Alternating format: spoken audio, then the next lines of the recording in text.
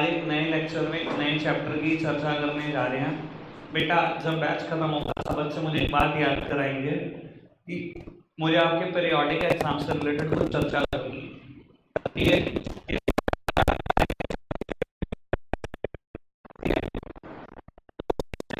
नया chapter number 9 होगा। अब पहले इस चैप्टर के बारे में सुन लेना बेटा। ये पूरा चैप्टर बेस है आपकी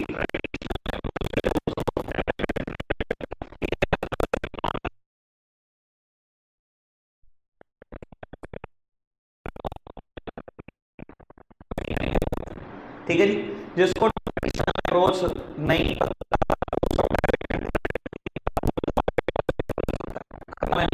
अभी ठीक है।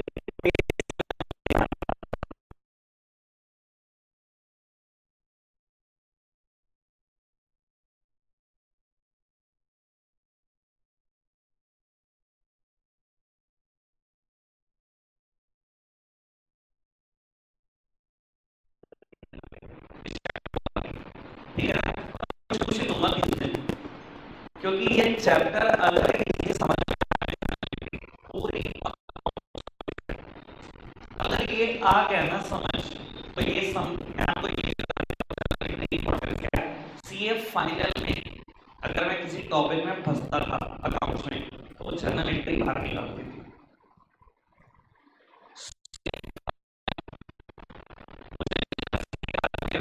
आपको पता है अकाउंटेंसी अकाउंट्स खत्म हो जाती है ना वो सी है, उसके बाद कोई अकाउंट्स नहीं है। तो जहां अकाउंट शुरू हो रही है और जहां तक खत्म होगी इस चैप्टर की इतनी वर्क है, तो एक महीना देना इसको जायज है बिल्कुल। और जिसको जर्नल एंट्री आ गई 11 तो फोड़ेगा ही फोड़ेगा, वो लिख के ले लो, ठीक है ना। आपसे ज्यादा अकाउंट्स अगर किसी को आती होगी ना, अगर आपको जर्नल एंट्री में, मान जाऊंगा उसको। चैप्टर की इंपॉर्टेंस मैंने बता दी, बाकी सब कुछ आपके हाथ में, ठीक है जी। सब सामने देखेंगे मेरी तरफ, मैं कुछ लिखने जा रहा हूँ और नोट डाउन करेंगे फटाफट से।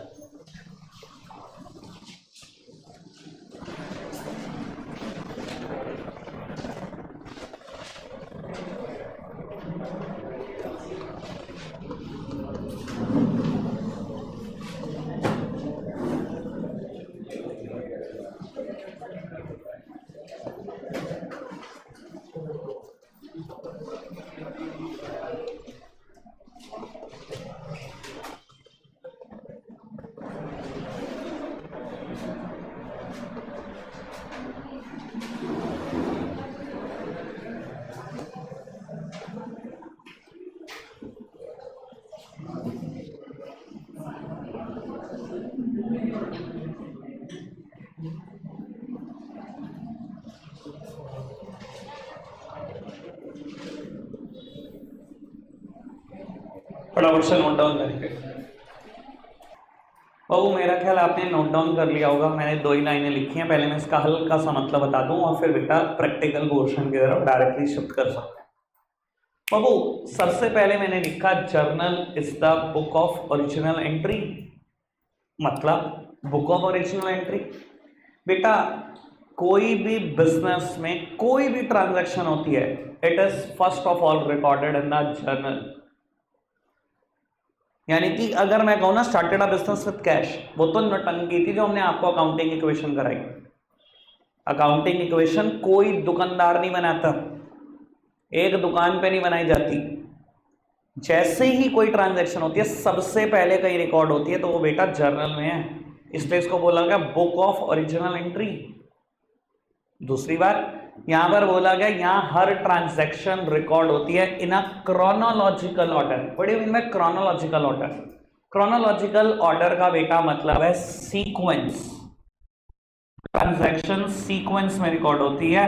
और अगर बेटा मैं बिल्कुल प्रैक्टिकल बात बोलना चाहूं तो यानी कि हर ट्रांजैक्शन डेट वाइज रिकॉर्ड होती है, ठीक है ना जी। पहले 1 अप्रैल की सारी ट्रांजैक्शन, फिर 2 की, फिर 3 की। कोई ये रायता ना कर दे 1 के बाद 3 अप्रैल और फिर 2 अप्रैल, सर सब कुछ कट जाएगा, ठीक है ना। बुक ऑफ ओरिजिनल एंट्री का मैंने मतलब बताने की कोशिश करी, क्रोनोलॉजिकल ऑर्डर का मैंने मतलब बताने की कोशिश करी, पूरी जर्नल एंट्री की डेफिनेशन 2 ही बातों पर बेस्ड है, दोनों बता दी। कोई दिक्कत कोई परेशानी तो नहीं? आगे बढ़े, चलो जी, सब सामने देखना।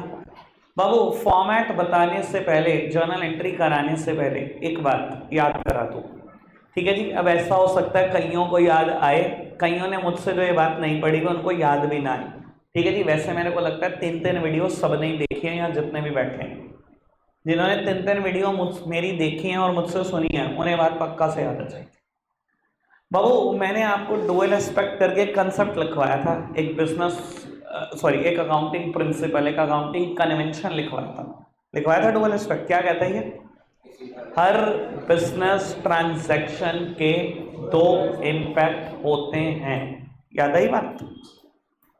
फिर बाबू इसमें मैंने 2 बातें और लिखवाई थी। मैंने कहा था मैं एक बात लिखवा रहा हूं, अभी समझा नहीं सकता, कुछ दिन आएंगे और आप समझोगे। सर मेरी बात में ना ऐसा जरूर होगा कि देर होगी, बहुत देर होगी, पर अंधेर कर देनी होगी कि बात नहीं आएगी कभी। बात तो आएगी, लिखवाइए तो बात पक्का आएगी। दिन बढ़ सकते हैं, महीने भी बढ़ सकते हैं कुछ कुछ बातों में। तो बाबू आ गई आज वो बात, और आज उसको समझाने का समय आ गया। बाबू कहता है हर बिजनेस ट्रांजैक्शन के 2 इंपैक्ट होते हैं। पहली बार डुअल एस्पेक्ट नहीं बोली थी, इसने एक और बात भी बोली थी कि हर एसेट्स के बिल्कुल बराबर लायबिलिटी होगी, याद हो, और एसेट्स के बराबर लायबिलिटी होगी। इसकी वजह से हम एक स्टेटमेंट भी बनाने लगे थे, बैलेंस शीट। इसने तीसरी बात बोली थी, बेटा हर डेबिट के बिल्कुल बराबर एक क्रेडिट जरूर होगा, और हर क्रेडिट के बिल्कुल बराबर एक डेबिट जरूर होगा।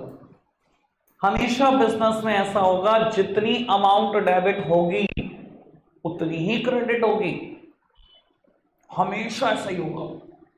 अच्छा जी बाबू, ये बात अभी जर्नल एंट्री से मैं प्रूव करना शुरू करूंगा, ठीक है जी, मैंने बता दिया। आओ अब इसको प्रूव करेंगे धीरे धीरे। चलो जी, मेरे प्यारे बच्चे कह रहे जर्नल एंट्री का फॉर्मेट बता दो। हमने अकाउंटिंग इक्वेशन का फॉर्मेट जान लिया, हमने बैलेंस शीट का फॉर्मेट जान लिया, हमने अकाउंट का फॉर्मेट जान लिया। जो मैं बोल रहा हूँ बिल्कुल ठीक बोल रहा हूँ, हमने 3 चीजों का फॉर्मेट जान रखा है। आओ जी जर्नल एंट्री का भी फॉर्मेट जान लेते हैं। बाबू जर्नल एंट्री में टोटल 5 कॉलम है। आओ मेरे प्यारे बच्चों आओ, कोई लिखेगा नहीं बेटा, कहीं फॉर्मेट बनाना शुरू कर दो, पता ही नहीं है साइज कितना है, रायता ना कर लेना। बाबू सबसे पहला कॉलम डेट का कॉलम। जब हमने ये बात डिसाइड कर ली कि जर्नल एंट्री डेट वाइज लिखनी है, तो बिना डेट के कॉलम के कैसे लिखेंगे डेट वाइज? सबसे पहली चीज जो जर्नल एंट्री में है वो है डेट का कॉलम। बाबू दूसरा कॉलम इज ऑफ पर्टिकुलर्स, ठीक ठाक लंबा चौड़ा कॉलम बनाना। एक क्वेश्चन को करने के लिए एक पेज का फॉर्मेट बनाता हूं मैं, ठीक है जी। अगर मेरे पास नोटबुक होती तो एक क्वेश्चन को करने के लिए एक पेज का फॉर्मेट बनाता, यानी कि फॉर्मेट यहां से शुरू करता और यहां तक बनाता, ठीक है जी, जिसमें बहुत जरा सा कॉलम डेट का की डेट आ जाए। पर्टिकुलर्स का कॉलम लगभग 50% पेज इसी को दे देता, 50% पेज का पर्टिकुलर्स को। उसके बाद बेटा LF का कॉलम, JF का नहीं, अकाउंट में कॉलम बनाते थे JF, यहाँ कॉलम बनाते हैं LF। LF मतलब बेटा, LF का मतलब है लेजर फोलियो। लेजर फोलियो यानी कि फोलियो का मतलब मैंने आपको पहले ही बताया था पेज नंबर। मैं अभी ये नहीं बता सकता लेजर क्या चीज होती है, अगला चैप्टर है, आ जाने दो, फिर ये बातें पक्का कंफर्म हो जाएंगी कि JF का कॉलम क्या होता है, LF का क्या है। वैसे बता देता हूँ, पूरी 11 पूरी 12 खत्म कर लोगे। आज तक किसी बच्चे को ये नहीं बता होता JF का कॉलम किस काम आता है और LF का। मैं ये पक्का बता दूंगा काम किस आता है प्रैक्टिकल लाइफ में, ठीक है जी। पर आपको करना कुछ नहीं है, वो प्रैक्टिकल लाइफ में ही काम आता है, ठीक है जी। उसके बाद बेटा 2 कॉलम बचते हैं जो बराबर साइज के मैं बनाऊंगा। एक पे लिखूंगा अमाउंट डेबिट और दूसरे पे लिखूंगा मैं अमाउंट क्रेडिट, यानी कि टोटल जर्नल एंट्री 5 कॉलम से मिलकर बनती है, ठीक है जी। जितना कॉलम डेट का है लगभग उससे थोड़ा सा बड़ा कॉलम अमाउंट का होता है, यानी कितना बड़ा बना लेना कि 6 डिजिट की कोई अमाउंट है तो वो लिख पाओ 6-7 डिजिट की, ठीक है जी। बाबू ज्यादातर पेज को देने की कोशिश करना पर्टिकुलर वाले पोर्शन, ठीक है जी, यानी कि लगभग 50% ऑफ द पेज, ठीक है। सब सामने देख रहे हैं। सर एक कॉलम बहुत जरा सा बनाना, इतना ही बनाना कि LF लिख दो, कुछ नहीं करना है इस कॉलम को, ठीक है जी। अब कोई भी जर्नल एंट्री लिखते हैं बेटा 3 लाइन में, कोई भी जर्नल एंट्री कैसे, सुनना बाबू, मैं पहली लाइन में लिखूंगा डेबिट,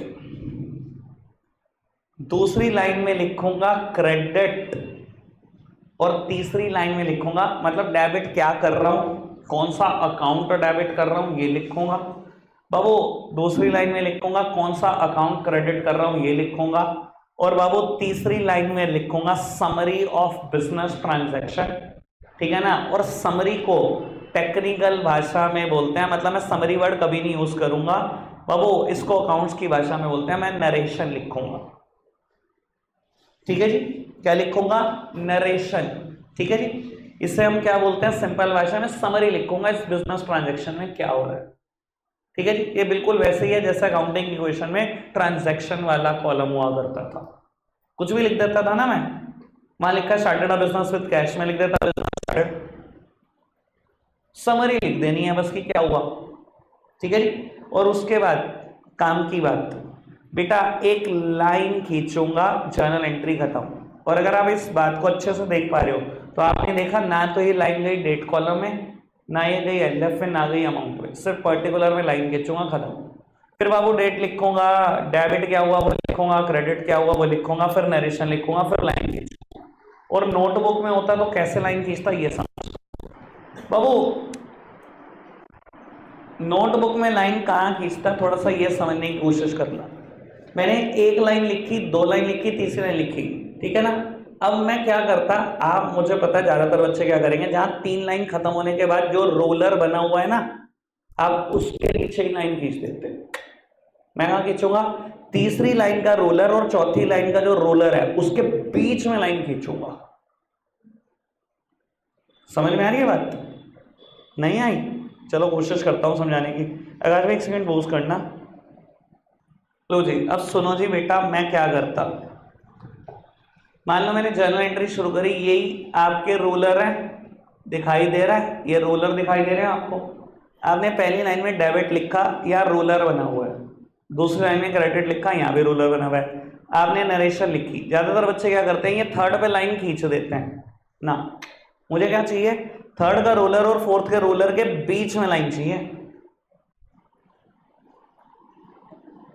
समझ में आ रही है बात, क्लियर है। और हर जर्नल एंट्री के बाद लाइन चाहिए, हर जर्नल एंट्री के बाद, ठीक है। तो आप कुछ टाइम स्केल से खींचोगे, उसके बाद आप लाइन खींचनी बंद कर देंगे, ये पता है कि पेपर में खींचनी है, ठीक है, जब हैबिट बन जाएगी, ठीक है। चलो जी, खैर बाबू मेरे साथ साथ पहला एग्जाम्पल मैं करूंगा जर्नल एंट्री में ही, आप लिखो फटाफट से एग्जाम्पल लिखो।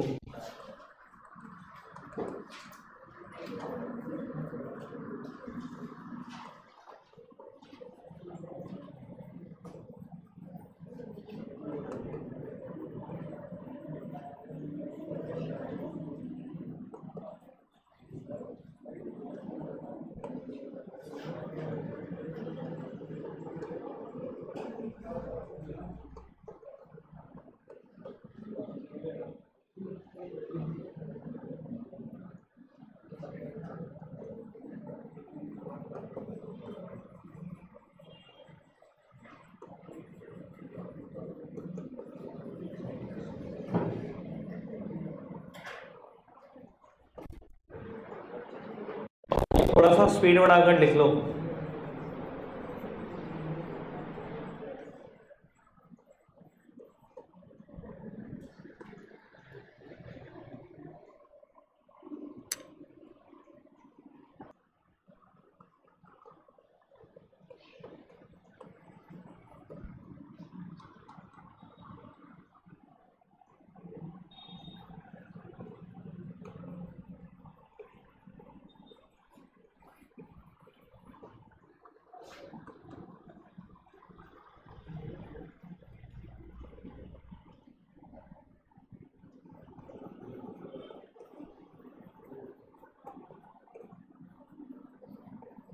लो बेटा फटाफट से नोट डाउन करो, फॉर्मेट बनाना शुरू करेंगे इसके बाद, ठीक है ना जी। अगर फॉर्मेट समझ नहीं आया तो एक बार सामने देख लो फिर बना लेना, और जिनको समझ आ गया बहुत अच्छी बात। डेट का कॉलम बहुत जरा सा, पर्टिकुलर्स, LF, अमाउंट डेबिट और amount credit. Date, particulars, ledger folio, amount debit, amount credit.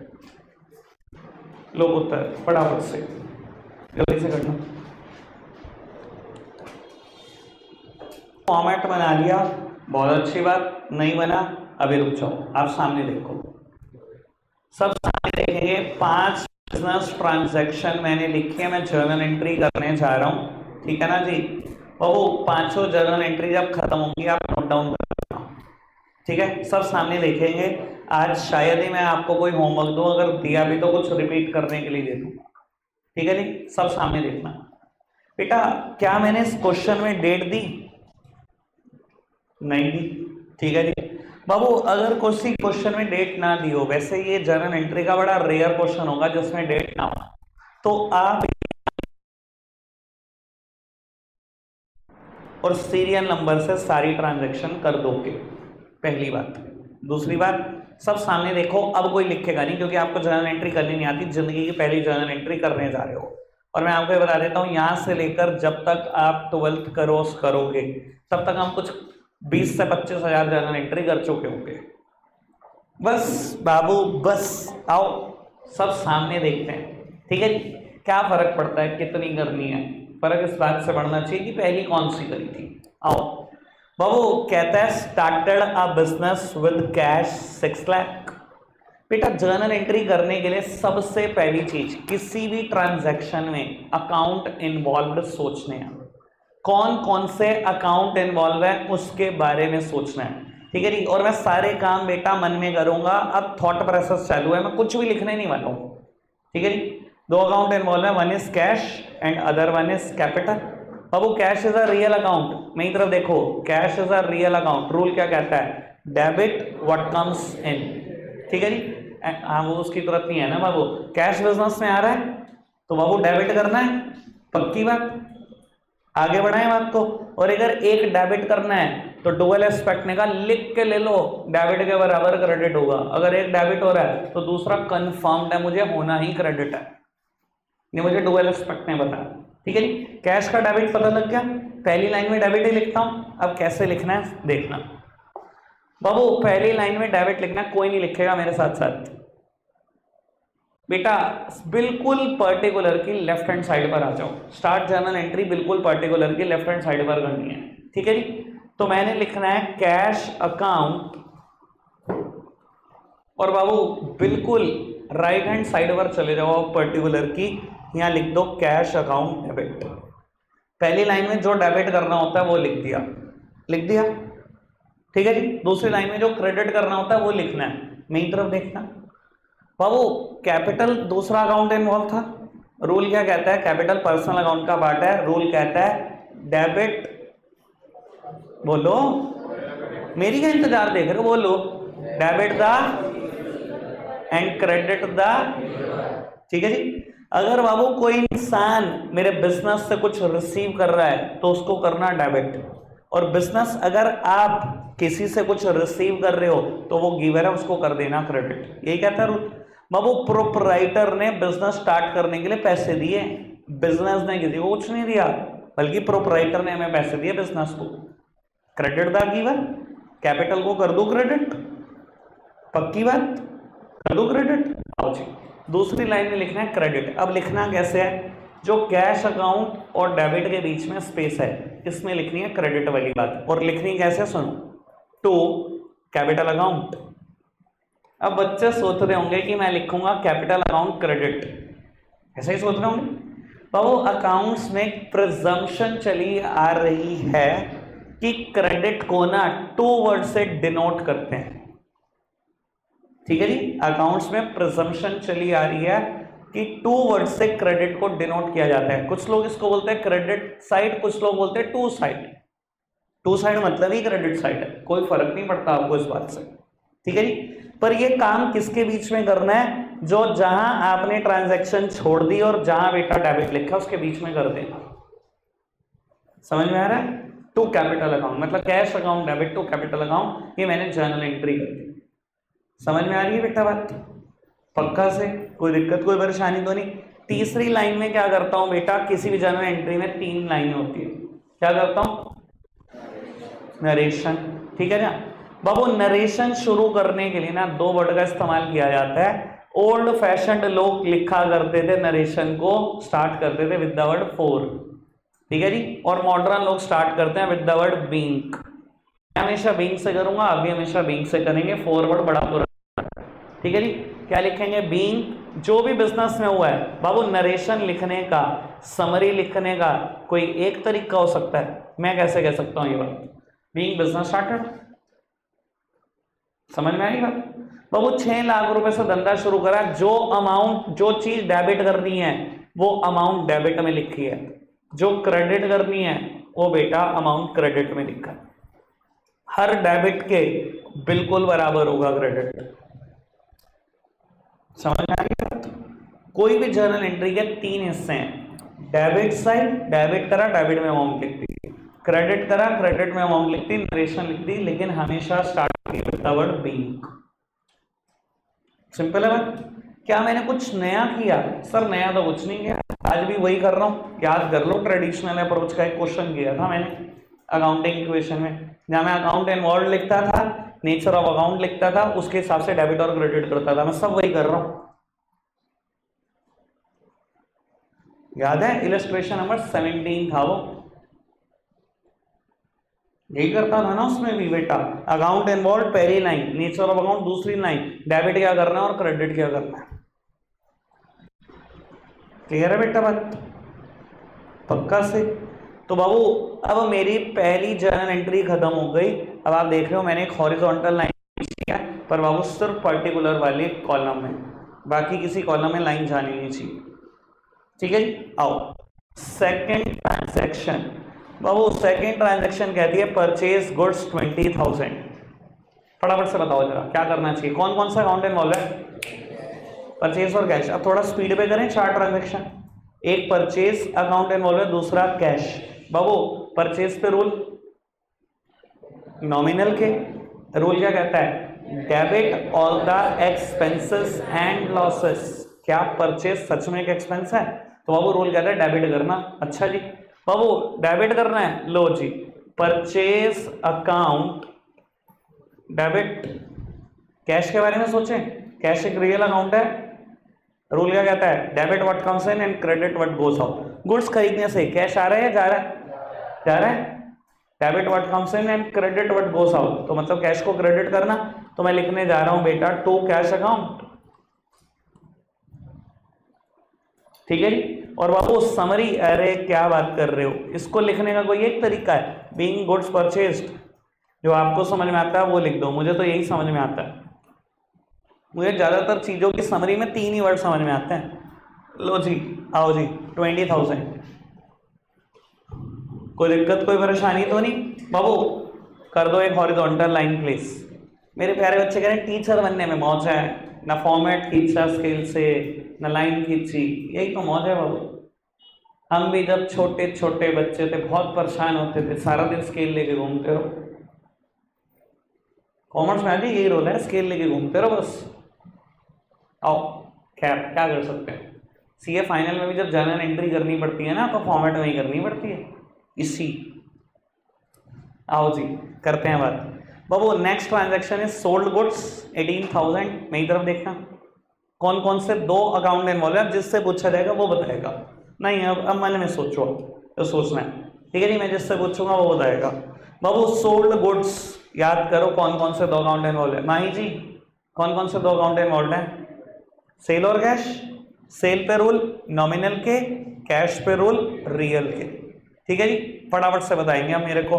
बाबू सबसे पहले सेल की चर्चा कर लेते हैं, ठीक है नहीं, मैं जान के सेल की चर्चा पहले करना चाहता हूं। बाबू रूल क्या कहता है नॉमिनल का, debit all the expenses and losses and credit all the income and gain. Sale एक इनकम है, क्रेडिट होनी चाहिए एज पर रूल। बाबू ये पता लग गया क्रेडिट है। देखो अगर कोई चीज क्रेडिट पहले पता भी लग गई तो लिख नहीं सकते आप, क्योंकि लिखना पहले डेबिट है, इसलिए मैंने जान के पहले कहा था सेल सोच लो, क्योंकि मुझे पता था क्रेडिट है, ठीक है जी। लिख नहीं सकते आप, लेकिन अगर बड़े दिमाग रखते हो तो बाबू आपको अगर पता लग गया सेल क्रेडिट है, जो दूसरा अकाउंट इन्वॉल्व है वो तो कंफर्म है ना डेबिट है, तो बाबू लिखना भी शुरू कर दो।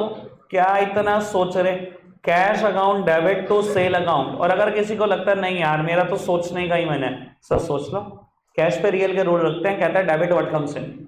सर अगर मैंने गुड्स बेचा है तो कैश आई तो रहा, और अगर कैश आ रहा है तो डेबिट तो होना चाहिए।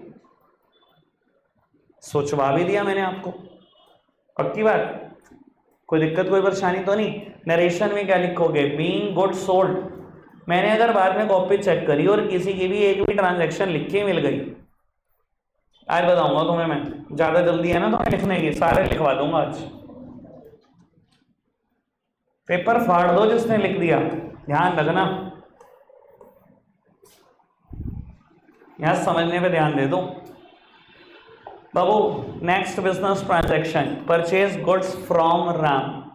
पीयूष भाई सामने देखना जरा, कहते हैं परचेज गुड्स फ्रॉम राम। कोई मुझे बताएगा ये कैश है या उधार, कैसे पता लगा, नाम लिखा है खाली राम का, तो बाबू ये क्या है, उधार है। तो बाबू ये भी बता दे कौन कौन से दो अकाउंट इन्वॉल्व है, सब चुप रहेंगे ना, कौन कौन से दो अकाउंट है मेरे को दो बताओ। अकाउंट इन्वॉल्व में ये बताते हैं, वो नेचर ऑफ अकाउंट है। राम का अकाउंट इन्वॉल्व है एक, दूसरा वो दो अकाउंट इन्वॉल्व है, एक परचेस और एक राम। राम हुआ क्रेडिटर, ठीक है जी, और परचेस नॉमिनल में चला जाएगा, यानी कि नॉमिनल का रूल क्या कहता है, debit all the expenses and losses. Purchase expense है तो कर दो डेबिट, पक्की बात। तो बाबू राम पक्का क्रेडिट होगा, ये कंफर्म हो चुकी है मुझे बात, लेकिन मैं फिर भी सोच लेता हूं, राम क्रेडिटर है, पर्सनल अकाउंट के रूल क्या कहते हैं, debit the and credit the, debit the, तेज नहीं बोल सकते, debit the and credit the. इधर देखना, अगर बिजनेस किसी को कुछ दे रहा है तो वो हुआ रिसीवर, डेबिट करना।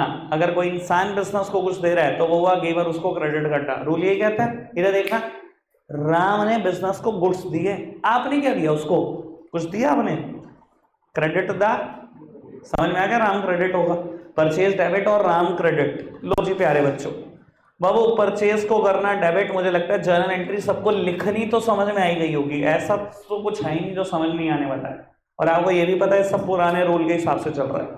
याद है जब दिन rule of debit and credit चल रहे थे, मैंने क्या कहा था, शायद ही कोई बच्चा होगा मेरा बैच ज्वाइन कर पाएगा, इसके बाद शायद ना हो जाएगी। वो इसलिए कहा था बेटा, क्योंकि एक महीने तक चैप्टर इस पर चलेगा, मैं क्या करूंगा, किसी को बिठा के भी यहाँ जिसको पुराना रूल ही नहीं आता। तो बाबू अब एक बात नहीं आ सकती है, सब सामने देखेंगे। बाबू मुझे लिखना है परचेज अकाउंट डेबिट, क्रेडिट करना है राम को, सब सामने देखो, यहाँ एक बात नहीं है। बाबू जब भी कोई नाम आएगा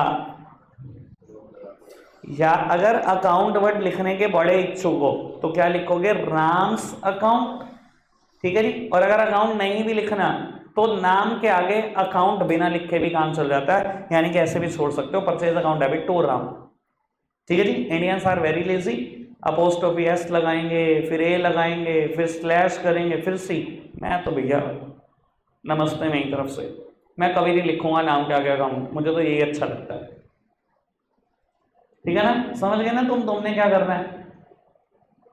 बेचारे कह रहे हम तो पहले ही समझाए, बोर्ड के पेपर में नहीं लिख के आए इतना, यहाँ लिखेंगे।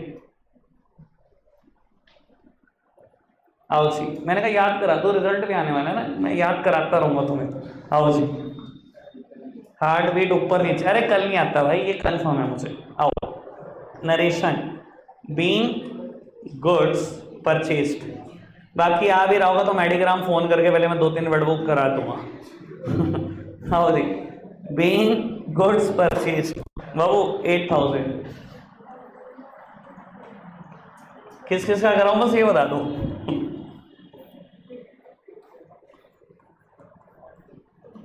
तो सब सामने देख रहे हैं, कहता है सोल्ड गुड्स टू हार्दिक। अब जिससे पूछा जाएगा वही बताएगा, लास्ट बिजनेस ट्रांजैक्शन, ठीक है जी।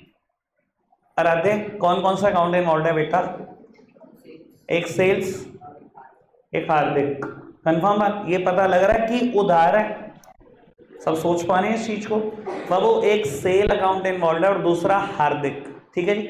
बस अब तेरी जिम्मेदारी खत्म, अब मैं किसी और से पूछ लूँ। उज्जवल भाई सेल्स पे कौन सा रोल लगाओगे और रोल क्या है? सीधा सीधा बता दो, नॉमिनल रोल भी बता दो फटाफट से। रोल यही है बाबू। हार्दिक पे कौन सा रोल लगाएगा इलेश, और रोल क्या ये भी बता दे। अच्छा हार्दिक हुआ क्या पहले बता अकाउंट्स की भाषा में। डेटर, समझ में आ रही है बात? अब कौन से रोल लगाएगा पर्सनल के, रोल क्या ये भी बता दे। Debit the receiver, credit the giver. इधर देखना बेटा बाबू, सेल पे नॉमिनल के रूल कहता है debit all the expenses and losses, credit all the income and gain. Sale एक इनकम है, क्या करोगे? क्रेडिट। हार्दिक डेटर है, पर्सनल अकाउंट के रूल कहता है debit the receiver and credit the giver. इधर देखना, बिजनेस ने उधार पर कुछ बेच दिया भाई हार्दिक को। बिजनेस नहीं तो कुछ दिया, या किसी इंसान ने बिजनेस को कुछ दिया? उसने क्या दिया हमें बताओ? कुछ दिया? हमने उधार पर कुछ दिए। डेबिट द रिसीवर, हार्दिक को कर देना डेबिट, सेल्स को कर देना क्रेडिट। सोच पा रहे हो पक्का से? आओ जी बाबू, हार्दिक को कर दिया है डेबिट, मैंने अकाउंट वर्ड नहीं लिखा, ढंग से देखना, नाम क्या क्या अकाउंट नहीं चाहिए मुझे, ठीक है जी। और बाबू सेल्स को कर दिया है क्रेडिट, बीइंग गुड सोल्ड। चलो जी बाबू, अमाउंट क्या है? 12,000 है। अभी खत्म हो गया क्या क्वेश्चन? अरे नहीं, जर्नल एंट्री में बैलेंस नहीं होती, जर्नल एंट्री में होता है टोटल। सब सामने देखो बाबू, सारी ट्रांजैक्शन हो गई, सारी की सारी। अब एक काम करेंगे, अब हॉरिजॉन्टल लाइन सिर्फ पर्टिकुलर के कॉलम तक नहीं रहेगी, लास्ट तक ले जाओ, ठीक है जी बाबू। मैं जब टोटल करता हूं, मैं यहाँ डबल लाइन खींचता हूं, आप देख लेना कैसे करना है। मैं लिखूंगा टोटल, बाबू टोटल कर दो, अमाउंट डेबिट में अलग, अमाउंट क्रेडिट में अलग। वैसे जो डेबिट में टोटल आएगा वही क्रेडिट में टोटल आएगा। देख लेते हैं क्या टोटल आ रहा है। 30 और 20 50, 6,58,000 रुपए आ रहा है, 6,58,000। आप कर लेना अमाउंट साइड का टोटल ही है। समझ में आई 5 की 5 ट्रांजेक्शन? पक्का से? नया क्या किया? फॉर्मेट सिखा दिया, रूल ऑफ डेबिट क्रेडिट वही, अकाउंट इन्वॉल्व वही, नेचर ऑफ अकाउंट वही। अच्छा एक बात सुनो, अगर बाबू जब नंबर ऑफ एंट्रीज बढ़े, अभी आपको लग रहा होगा कि यार मैंने 35 मिनट लगा के क्वेश्चन किया, ऐसा लग रहा होगा बहुत सारे बच्चों को कि मैंने 35 मिनट लगाए क्वेश्चन करने में। ठीक है, बिल्कुल लगा। और अगर किसी क्वेश्चन में 10 एंट्री आ जाए तो 1 घंटा लग जाएगा। आपको भी लग रहा होगा कि आपको 1 घंटा लग जाएगा, लग रहा है ना? ऐसा हो सकता है, कई बच्चों को फील दे रहा हूँ। सर पहली बात तो बड़ा टिप्स पे हो जाएंगे, rules of debit and credit, account and और सब कुछ। दूसरी बात, आपको क्या लगता है 1 घंटा लगने दूंगा मैं? 10 एंट्री आएंगी, 2 मिनट लगाएंगे, ठीक है जी। वो ये आपको परसों ही पता लग जाएगा, या ऐसा हो सकता है मैं कल से ही शुरू कर दूं वो चीज। मैं आपको ऐसे ऐसे सिस्टम बता दूंगा ना, भूल जाओगे ये रोल ऑफ डेबिट क्रेडिट, ये याद ही नहीं रहेंगे कभी, रोल ऑफ डेबिट क्रेडिट ही नहीं याद रहेंगे, और जर्नल एंट्री बन रही होगी। ऐसे ऐसे सिस्टम है मेरे पास, टेंशन है लो आप, ठीक है जी। पर आज फील कर लो ये कि मैं बहुत टाइम लगा रहा हूं, मैं सब कुछ याद करा रहा हूं पुराना।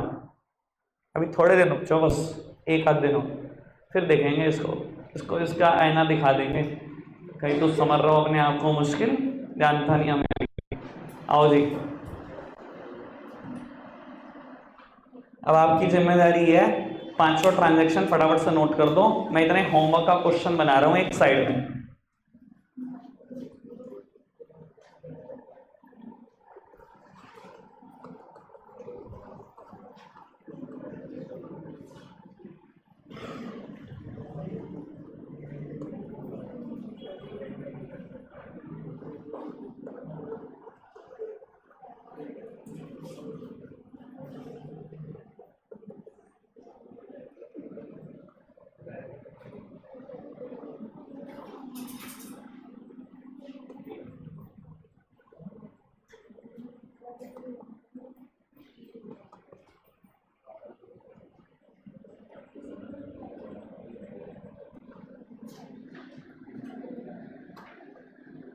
सात्विक भाई यार मैं इधर देखता हूँ आप बोलते हो तो फिर पीछे से।